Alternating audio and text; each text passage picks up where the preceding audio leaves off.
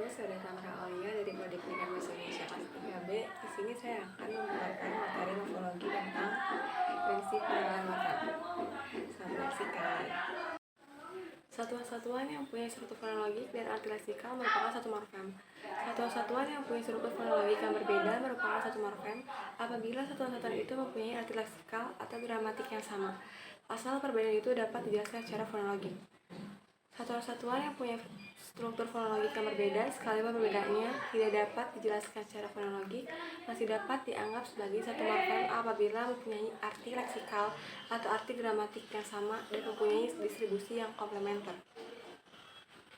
Apabila dalam deretan struktur, suatu satuan berparalel dengan suatu kekosongan, maka kosongan itu merupakan morfem, atau lebih dikenal dengan morfem zero. Satuan-satuan yang punya struktur fonologik yang sama mungkin merupakan satu morfem, mungkin pula merupakan satu morfem yang berbeda. Setiap satuan yang dapat dipisahkan merupakan morfem. Prinsip 1. Satuan-satuan yang punya struktur fonologik dan arti leksikal atau arti gramatik yang sama merupakan satu morfem. Contohnya, membeli rumah dan rumah baru. Satuan rumah dalam contoh di atas merupakan satu morfem. Contoh kedua, menulis, ditulis, dan menuliskan. Satuan tulis dalam contoh-contoh di atas merupakan satu morfem. Contoh yang ketiga, tertulis, terbuat, dan terambil. Satuan ter dalam contoh-contoh di atas merupakan satu morfem. Yang selanjutnya ada prinsip 2. Satuan-satuan yang punya struktur fonologik yang berbeda merupakan satu morfem apabila satuan-satuan itu mempunyai arti leksikal atau arti gramatik yang sama, asal perbedaan itu dapat dijelaskan secara fonologik.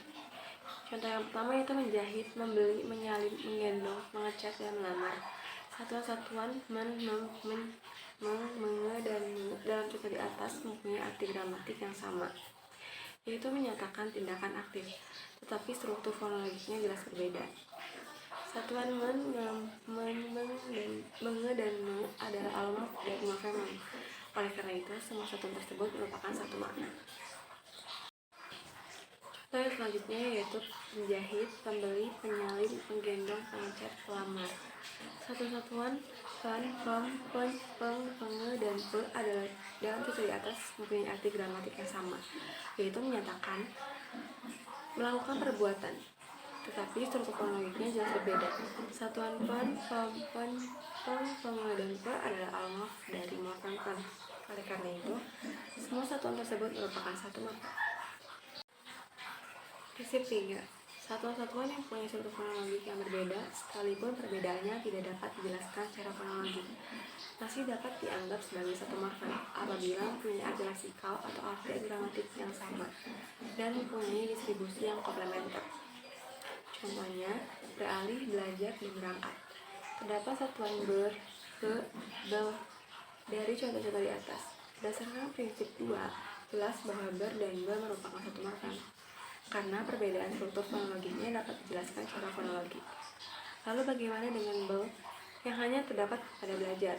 Walaupun bel mempunyai struktur fonologik yang berbeda dan perbedaan itu tidak dapat dijelaskan secara fonologik karena mempunyai arti gramatik yang sama dan mempunyai distribusi yang komplementer dengan morfem ber. Yang selanjutnya ada prinsip 4. Apabila dalam deretan struktur suatu satuan berparalel dengan suatu kekosongan, maka kekosongan itu merupakan morfem atau lebih dikenal dengan morfem zero. Contohnya, yang pertama ada ibu menggoreng ikan, yang kedua ibu menyapu halaman, yang ketiga ibu minum teh, dan yang keempat ibu makan pecel. Kalimat di atas berstruktur SPO, predikatnya berupa kata verbal yang transitif. Pada kalimat 1 dan 2 ditandai oleh adanya men, sedangkan pada kalimat 3 dan 4 kata verbal transitif itu ditandai dengan kekosongan atau tidak adanya nasal. Kekosongan itu merupakan morfem yang disebut morfem zero. Yang selanjutnya ada prinsip 5. Satuan-satuan yang mempunyai struktur fonologik yang sama mungkin merupakan satu morfem, mungkin pula merupakan satu morfem yang berbeda. Contohnya, ia menanam kembang. Contoh yang kedua, bunga itu telah kembang. Pada contoh yang pertama, kembang itu menunjukkan pada bunga, dan pada contoh 2, kembang ini berarti mekar. Oleh karena itu, kedua kata kembang merupakan morfem yang berbeda karena memiliki arti leksikal yang berbeda walaupun struktur fonologiknya sama. Contoh yang selanjutnya yaitu ayah sedang tidur. Contoh keempat, tidur ayah sangat nyenyak. Kata tidur pada contoh pertama dan contoh kedua mempunyai arti leksikal yang berhubungan dan mempunyai distribusi yang berbeda. Kedua kata tidur itu merupakan satu morfem. Contoh yang satu itu telinga orang itu lebar dan telinga kuali itu lebar. Kata telinga pada contoh 1 dan 2 mempunyai distribusi yang sama, tetapi merupakan morfem yang berbeda. Yang selanjutnya yaitu prinsip yang terakhir, yaitu prinsip 6. Setiap satuan yang dapat dipisahkan merupakan morfem. Contohnya, berharap dan harapan. Dari contoh di atas bahwa berharap terdiri dari ber dan harap, serta harapan terdiri dari harap dan an. Dengan demikian, maka berharap dan an masing-masing mempunyai morfem yang berdiri sendiri. Mendatangkan, didatangkan, mendatangi, pendatang, kedatangan, dan datang, maka dapat ditarik kesimpulan bahwa menasal, dipenasal, datang, kan, di, dan ke an merupakan morfem yang berdiri sendiri.